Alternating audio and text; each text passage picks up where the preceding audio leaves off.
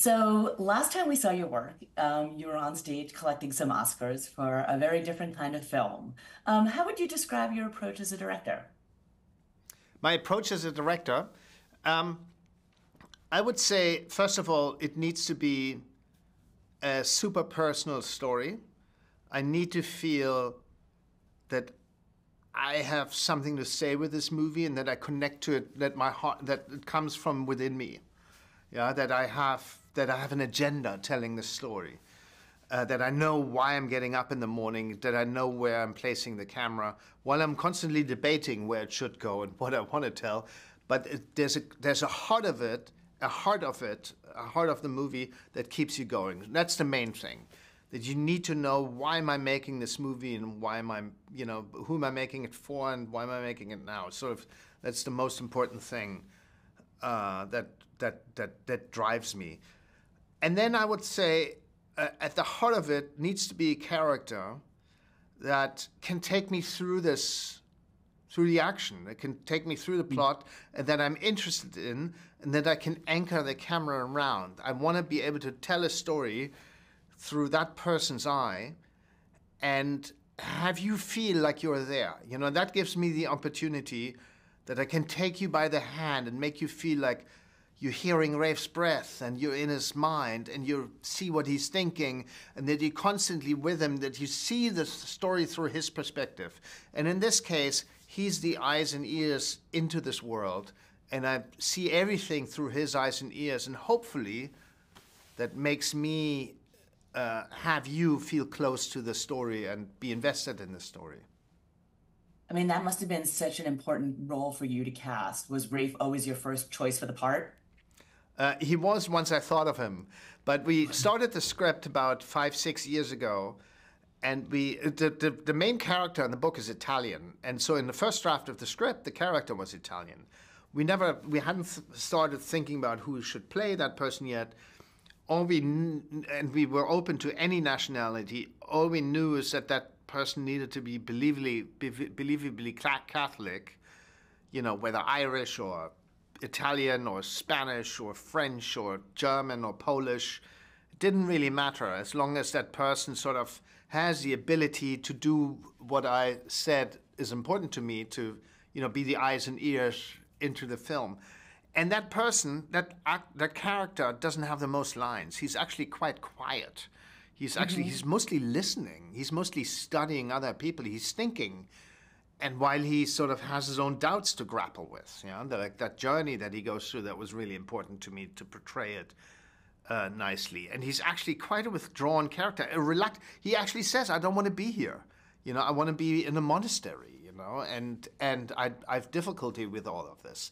So, who do you take that has charisma while standing in the fifth row and not being the alpha in the room?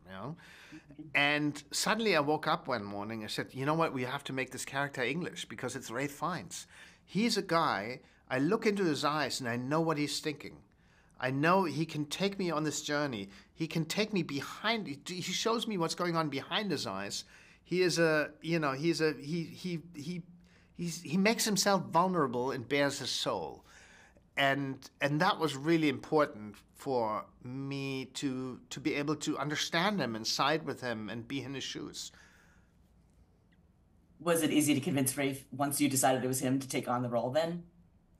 It was actually quite easy because I sent him the script, and about a week later, his agent called and said, "Rafe really liked the script. He's interested.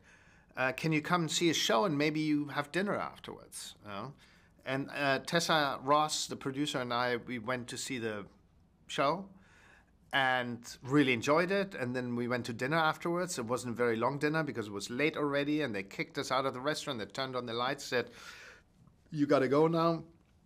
And within those 45 minutes, an hour, we decided that we wanted to make the same movie, and then he signed on. Pretty impressive. All Quiet is so much more of an action film. This is really an acting film. You put together a pretty impressive ensemble. Once you had Rafe in place, how did you then go about putting together the rest of the ensemble? I mean, the wonderful thing is that every actor adores Rafe, because he's good. and he's kind, and he's very and he's, I think people, it's probably, people, they talk, behind the, and they know each other and so forth, so they know that how generous Rafe is. Rafe gives the performance of a lifetime behind the camera. He gives everything for Stanley Tucci, for Isabella Rossellini, for Lucien. He stands there and gives them what they need to make sure that they can give a great performance. And whether he's in front or behind the camera, it doesn't matter. He's always the number one. He's always on spot. You could film him the other way around too. You could just turn the camera and press the button and film what he does off camera. He's that generous and doesn't hold back with his. He doesn't hold back with his energy or emotion. He just gives it to his colleagues, and that goes a long way for inspiring other people to be like him, for inspiring other people to act for him, and to bring out the best in each other, and that's a beautiful feeling. And so, Stanley wanted to be with him. Isabella really loved him. John Lithgow loves him. They actually all signed on super quickly then. It took us a couple of years to decide what the movie would be, but once we did, finding the actors was actually, they loved their roles. They saw that they all had a great arc to play. What do you mean it took you a few years to decide what the movie would be? What were you debating? Well, the original character is in the book is Italian. And so we didn't think about casting yet. We wanted him to be, believably Catholic, but it didn't really matter from where. And so Italian, Polish, Irish, whatever, it didn't matter. And I woke up one morning and suddenly thought it should be Rafe. While we were developing the script, we just tried to get the script right and make sure that it's not only a plot, like about the election, not only a detective story. In fact, Rafe asked me this. Are you more interested on that dinner, that we went out to? Are you more interested in the detective story, or are you more interested in the journey of self-doubt that this Cardinal Lawrence goes through? And I said, I'm more interested in that journey of self-doubt. That's the main driver of the story for me, that interior journey that your character goes through. And he said, yeah, good, me too. That's what I'm really interested in. Obviously, you need the detective story as a driver for the plot, but you also really need to capture that soul of that guy, a guy who's lost. And that was very important to focus on. So that was you need to find that in the development of the script. That takes a couple of years. Then it takes a year to decide who plays this. Then it takes a year for people to have time at the same time, and suddenly 5 years have gone by. Of course. So let's talk about Isabella, because her performance is pretty tremendous, but it all comes down to that one scene. And the screening I was at, everyone applauded. Is that something you saw when you were making that scene, when you were making the film? No, you don't. You can't know. I mean, it's wonderful to have people side with her so much, and that's the hope. You saw like, okay, this character is basically silent, like all of us are silenced on the side, in the backdrop. We're not allowed to speak, and we're just there to listen. And Isabella is there; she's sidelined to listen, relegated to the back seats. And then when she finally does speak, we thought, she basically speaks the audience's mind. She says what we are thinking, and that makes us side with her. And we wanted that to happen, and we filmed her before, always in close-up, to make sure that we know what she's thinking and where to establish her as a character of opinion, and that then pays off with her speech.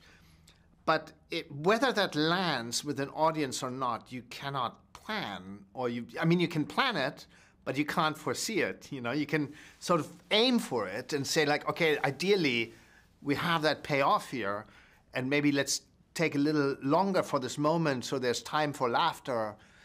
But there is, because we ourselves are immune to it. We've seen it, we've written it, we've filmed it, we've seen many edits of it, so we get immune. We don't feel anything. And so we're really reliant, and that's why the first screening or the first screenings up till now is so nerve-wracking, because you don't know.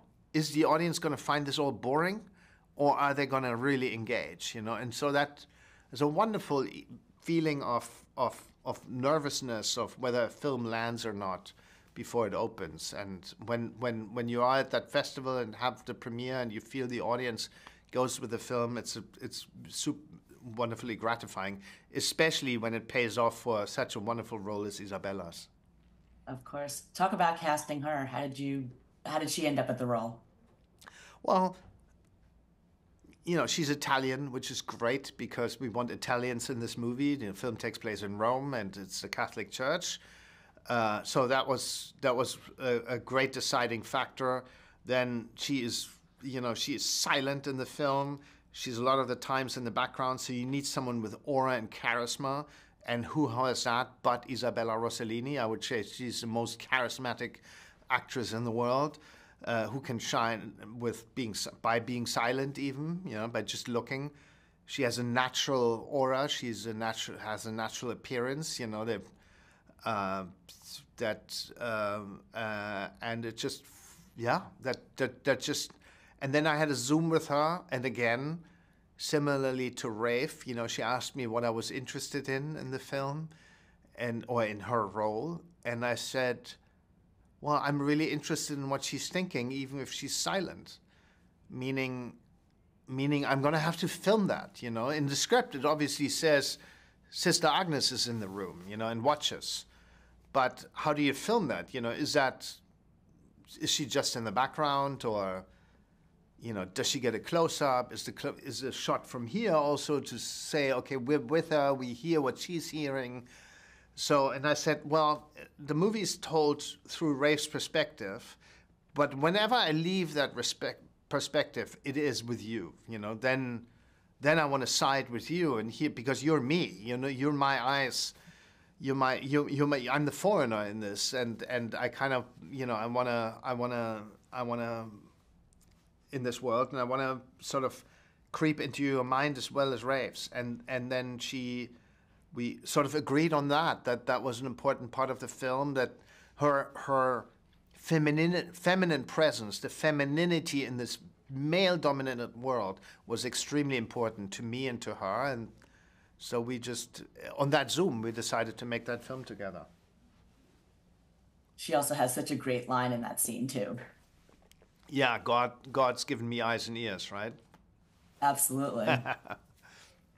The visual look is also so striking. The blue of the nuns versus the red of the cardinals. How did you approach the visual look that you wanted with the film?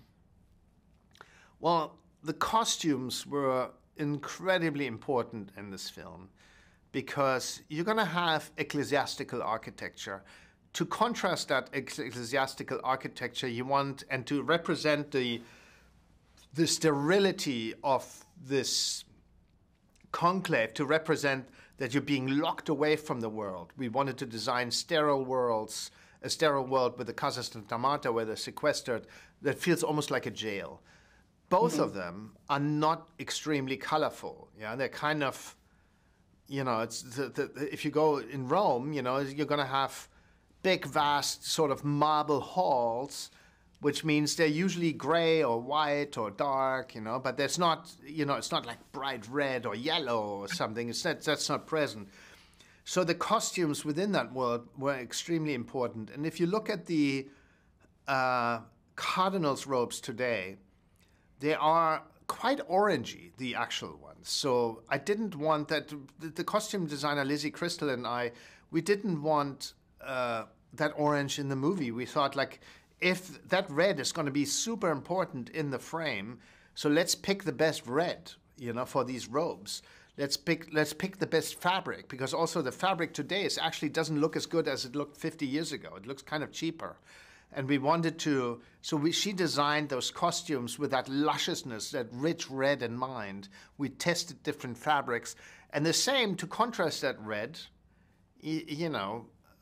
and to give the nuns also a color that contrasts the red, but also the white of the marble. and not just have them black. The blue seemed to be a great complementary color to the luscious red costumes of the cardinals. And then talk about the production design. I would imagine, okay, the church is not exactly going to let you film in the Vatican. So how do you approach thinking about how you're going to build a replica? So we spent a long time location scouting to make sure we had the best locations for each scene that we couldn't build. Yeah, for each because you're not going to build a set where you only shoot half a day or something. So you make sure you find the right architecture that complements or that contrasts the Sistine Chapel, which we knew we would have to build because we knew we would have to shoot in that, in the Sistine Chapel, and that architecture is obviously ecclesiastical. It's ancient. It has these round doors and all these things, and round windows, and so I knew to give the feeling of we're being shut in, we're shut away from the world, we're locked away, we're not supposed to listen and hear anything from the outside. I kind of wanted to design the Casa Santa Marta like a jail. Yeah, the hallway a long marble hallway with fluorescent lights that have an ugly hum, actually quite ugly lighting, a little bit too bright, hurtful a little bit too cold, and to make it feel claustrophobic and oppressive. I mean, a big inspiration were the 70s conspiracy thrillers, of the 1970s, the Pecula movies. And so we thought, okay, that architecture, that hard architecture, the dark lines, the bright lines, the geometricness of it. How can we find that? And we designed the Casa Santa Marta to feel like that, to feel like a jail, to represent what Rafe is feeling, to being shut in, to feeling claustrophobic, so that the end can really sing. He went through this process of being shut away from the world, to look inside of himself, to resolve his crisis as well as vote for the right person. And then in the end, he sits in his room and the shutter's open, the conclave is over, the shutter's open. He opens the window and the curtains, he lets the light back in, he lets the air back in. He hears female laughter coming from outside. He sees 3 nuns dressed in white walking in the courtyard, and that somehow evokes a smile. That's the future. And a weight's been lifted off his shoulder. So to make that end moment sing, we wanted that architecture of the Casa Santa Marta to feel as claustrophobic as possible. What do you want audiences to take away from the film? It's really hard to say for me, because I don't want to dictate that. Everyone should interpret that for themselves. But I love that we go through this world with Rafe, that we feel we're all in a moment of crisis once in a while. We have our problems. We lose faith in ourselves and the world, and we go through it. And in the end, we come out with a resolve with an understanding of ourselves and the world that, hopefully brings a smile to our lips. And Rafe goes through this world, which is the oldest patriarchal institution in the world. And at the end, there's a crack in it. And through that crack, maybe a light shines through, and a light of, in this case, femininity, and a light that maybe the future can benefit from it. Thank you so much for your time. Congratulations on the film. Thank you so much.